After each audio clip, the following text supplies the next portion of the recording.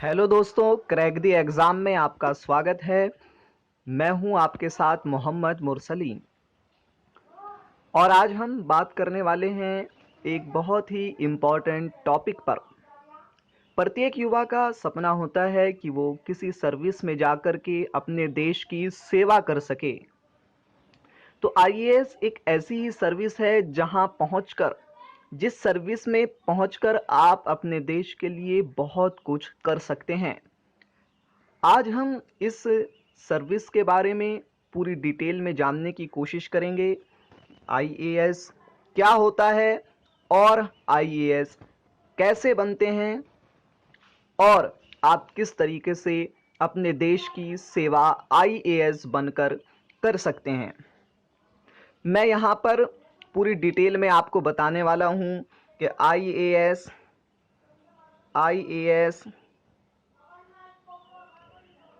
कैसे बने। पहला क्वेश्चन, आईएएस का एग्ज़ाम कौन कराता है, यानी इस एग्ज़ाम को अगर आप देना चाहते हैं तो किस तरीके से इस एग्ज़ाम का प्रोसेस होता है और कौन इस एग्ज़ाम को कराता है। तीसरा क्वेश्चन है कि कितने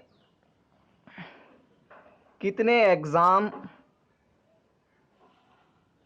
पास करने होते हैं, कितने एग्ज़ाम पास करने होते हैं इस सर्विस को पाने के लिए। ये कुछ ऐसे प्रश्न हैं जो सभी के मन में बार बार उठते हैं और सभी इनका जवाब जानने की कोशिश करते हैं। तो आइए हम शुरुआत करते हैं कि आईएएस कैसे बने। हमारा पहला प्रश्न है, दोस्तों सबसे पहले मैं बता दूं, एक संस्था होती है यूपीएससी। आपने इसका नाम सुना होगा। इसका फुल फॉर्म होता है यूनियन पब्लिक सर्विस कमीशन।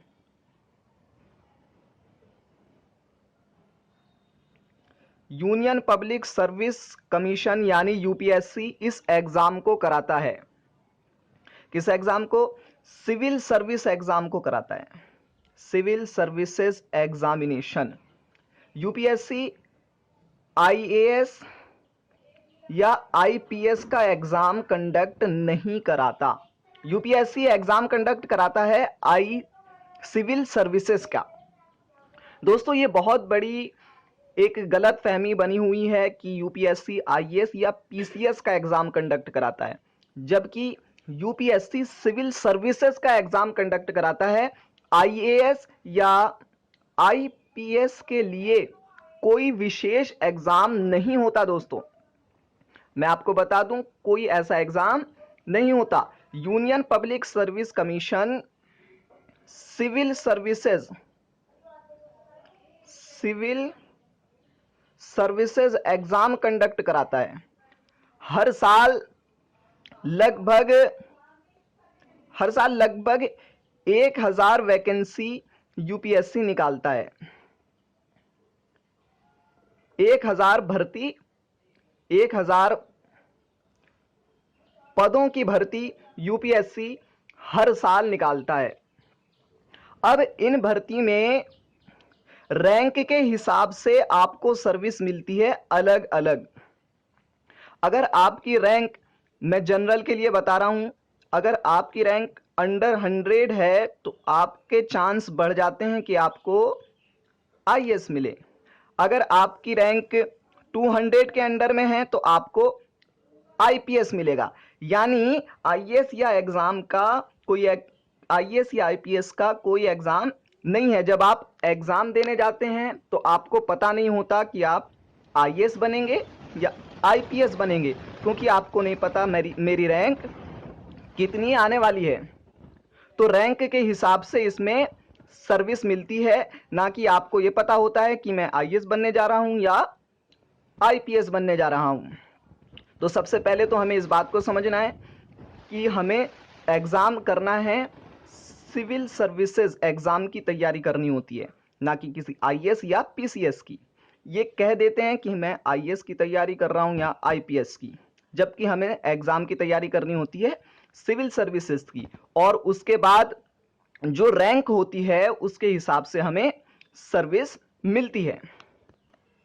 तो अब हम बात करने वाले हैं सिविल सर्विसेज एग्जामिनेशन की।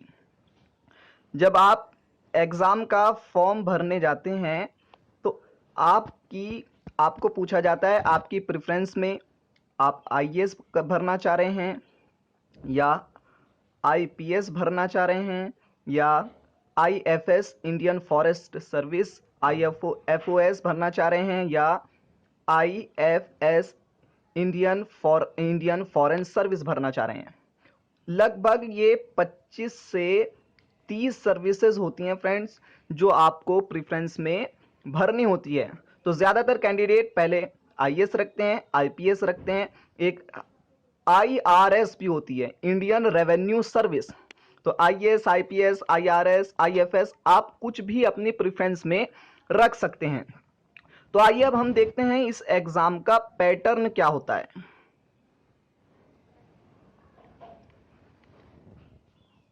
एग्जाम पैटर्न क्या होता है ये देखने वाले हैं हम। तो जब आप फॉर्म भरते हैं तो आपको 3 स्टेज में एग्जाम को क्रॉस करना होता है। फर्स्ट स्टेज होती है प्री, सेकंड स्टेज होती है आपकी मेंस एग्जाम, एंड थर्ड होता है इंटरव्यू। यानी आपको पहले प्री क्लियर करना है, प्री में अगर आप क्वालिफाई होते हैं तो आपको मेंस देना होगा, और आप प्री और मेंस में दोनों में क्लियर हो जाते हो तो अब आपको इंटरव्यू के लिए यूपीएससी बुलाएगा। जब आप तीनों एग्जाम में पास होते हो तो उसके बाद आपके मार्क्स के हिसाब से आपको रैंक दी जाती है, और फिर रैंक के हिसाब से आपको सर्विस दी जाती है। तो ये बहुत ही लंबा प्रोसेस होता है। लगभग आपको 1 से 1.5 साल के बीच, 1 से 1.5 साल तक ये पूरा प्रोसेस चलता है, जिसमें यूपीएससी इस एग्जाम को कंडक्ट कराता है। यानी अब 2020 का जैसे प्री होगा तो प्री के बाद फिर मेंस होगा, प्री के बाद मेंस होगा, और मेंस के बाद फिर आपका इंटरव्यू होगा। तो इस पूरे प्रोसेस में आपका जो रिजल्ट आने वाला है वो 2021 में 2020 के एग्जाम का रिजल्ट आएगा। तो अब हम देखते हैं इस एग्जाम का पूरा प्रोसेस क्या होता है, कितने पेपर आपको टोटल देने होते हैं, अब हम ये देखने वाले हैं। तो ये फ्रेंड देखते हैं हम प्री में हमारे कितने पेपर होंगे। दोस्तों जैसे आप जानते हैं प्री में हमारे 2 पेपर होते हैं, GS1 और GS2। अब ये GS1 और GS2 क्या है इनको समझें। GS1 होता है आपका जनरल स्टडीज का पेपर, जो कि जिसके हिसाब से आप क्वालिफाई करेंगे मेंस के लिए आप क्वालिफाई करेंगे मेंस के लिए GS पेपर 1 को देने के बाद। ये जनरल स्टडीज का पेपर होता है जिसमें 100 क्वेश्चन होते हैं और आपको 2 घंटे का समय दिया जाता है उस पेपर को पूरा करने में। इसी तरीके से जो GS2 होता है इसमें आपकी रीजनिंग होती है, आपका मैथ्स होता है, ये सब मिलाकर के 80 क्वेश्चन इसमें होते हैं जो कि आपको करने होते हैं 2 घंटे में। दोस्तों ये सिर्फ एक क्वालिफाइंग पेपर है जिसमें आपको 33% मार्क्स लाने होते हैं। तो अगर आप जीएस में पास हो गए हैं, यानी आपने क्वालिफाई मेंस के लिए कर लिया है कट ऑफ में आकर के, और अगर आपके 33% इसमें नहीं है तो आपको कट ऑफ में आने के बाद भी मेंस के लिए क्वालिफाई नहीं समझा जाएगा। तो आपको इसमें 33% और यहां पर कट ऑफ में आना होगा, तब जाकर के आप मेंस एग्जाम में पहुंच। फ्रेंड्स, अब हम देखते हैं मेंस एग्जाम। प्री में क्वालिफाई करने के बाद, GS1 और GS2 को क्लियर करने के बाद जब आप मेंस में आते हैं तो यहाँ आपको मेंस में टोटल 9 पेपर आपको मेंस में देने होते हैं। अब देखते हैं इनका क्लासिफिकेशन किस तरीके से है। ये 9 पेपर आपको किस तरीके से देने हैं। दोस्तों, 2 पेपर होते हैं यहाँ पर जिनको सिर्फ आपको क्वालिफाई करना होता है। 2 पेपर को क्वालिफाई करना होता है। उन 2 पेपर में दोनों पेपर दोस्तों लैंग्वेज के होते हैं। दोनों पेपर लैंग्वेज के होते हैं।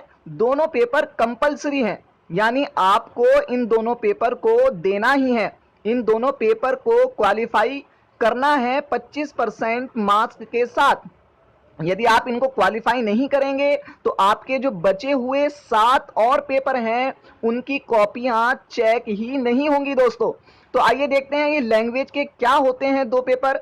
तो पहला पेपर जो होता है वो होता है इंग्लिश का, कंपलसरी सभी कैंडिडेट के लिए, वो हिंदी मीडियम के हो या इंग्लिश मीडियम के। जो दूसरा पेपर होता है उसमें आपके लिए एक सुविधा होती है कि आप चयन कर सकते हैं। जो भारत के संविधान में 22 भाषाओं का उल्लेख है उनमें से किसी भी एक भाषा को आप चुन सकते हैं इस पेपर को देने के लिए। जैसे कि अगर हिंदी मीडियम का कैंडिडेट है तो वो हिंदी चुनेगा, लेकिन अब इसमें इंग्लिश आप नहीं चुन सकते, ना ही हिंदी मीडियम वाला ना ही इंग्लिश मीडियम वाला, क्योंकि उसका वहां कंपलसरी पेपर हो चुका है। अब आप हिंदी, तमिल, तेलुगु, आप कोई सी भी भाषा जिसका उल्लेख है वहां से उसका चयन कर सकते हैं इस पेपर को देने के लिए। जब आप इन दोनों पेपर को क्वालिफाई कर जाएंगे 25% मार्क्स के साथ, तब आपको ये 7 पेपर की कॉपी और चेक आपकी तभी हो पाएगी। तो आइए देखते हैं अब इन 7 पेपर में कौन कौन से पेपर होते हैं। दोस्तों, एक पेपर होता है आपका, इसमें से आपका एक पेपर होता है एस्से का, जिसमें आपको 2 एस्से लिखने होते हैं। लगभग 1000 से 1500 शब्दों के बीच में आपको 2 एस्से लिखने होते हैं और इसके लिए आप कोई सी भी भाषा चुन सकते हैं। आप हिंदी में लिख सकते हैं या आप इंग्लिश में लिख सकते हैं। ये आप जब मेंस के लिए आप फॉर्म भरते हैं तो उसमें लैंग्वेज को लिखा जाता है कि आप हिंदी में देने वाले हैं सारे पेपर या इंग्लिश में देने वाले हैं। तो एक पेपर एस्से का होता है जिसमें आपको 2 एस्से लिखने होते हैं। अब इसमें से 4 पेपर होते हैं आपके जनरल स्टडीज के, GS1, GS2, GS3 और GS4। ये पेपर आपको क्रॉस करने होते हैं। फिर 2 पेपर आपके और होते हैं दोस्तों, ये होते हैं आपके वैकल्पिक विषय के। आपको किसी भी विषय को एक चुनना होता है। आप इतिहास चुन सकते हैं, आप भूगोल चुन सकते हैं, आप इसी तरीके से मैथ भी चुन सकते हैं, फिजिक्स आप ले सकते हैं। आप कोई सा भी एक सब्जेक्ट लेंगे तो आपको 2 पेपर वैकल्पिक विषय के करने होते हैं। तो इस तरीके से मेंस में टोटल 9 पेपर आप क्रॉस करते हैं। उसके बाद आपको यूपीएससी इंटरव्यू के लिए बुलाता है। जब आप इंटरव्यू में पहुंचते हैं और उसको क्लियर करते हैं तब आपको रैंक दी जाती है और उसके बाद आपको सर्विस दी जाती है दोस्तों। तो आपको ये पूरा प्रोसेस पास करना होता है। मेंस प्री करना होता है, फिर मेंस करना होता है एंड लास्ट में आपको इंटरव्यू करना होता है। तो फ्रेंड्स, आपको अगर ये जानकारी अच्छी लगी हो तो हमारे वीडियो को लाइक करें, शेयर करें और हमारे चैनल क्रैक द एग्ज़ाम को सब्सक्राइब ज़रूर करें।